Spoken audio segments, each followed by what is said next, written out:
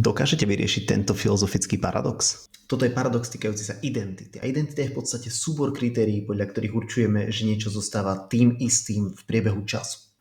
Prečo ale sa to volá Tézeov paradox? Tézeus bol veľký mytický hrdina Atén, ktorý sa plavol na Krétu a zabil Minotaura, tvora s hlavou býka a telom človeka. A po návrate Tézeova loď bola ponechaná vlastne v atenskom prístave a vystavila sa ako akýsi pamätník.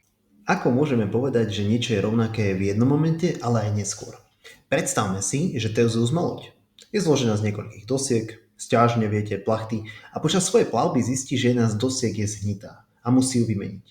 Je to stále tá istá loď? Väčšina ľudí by povedala, že ak sa menila jedna doska, tak stále ide o tú istú loď. Áno, ale čo ak vymeníme ďalšiu dosku? No a teraz si predstavte, a čo keď vymeníme ešte viac dosiek? Kedy loď prestáva byť považovaná za tú istú loď? Keď sa vymení aj tá posledná? V 18. storočí Thomas Hobbes tomu dal krásny zvrat. Teraz si predstavte, že všetky dosky, ktoré sa na lodi vymenili, boli ponechané.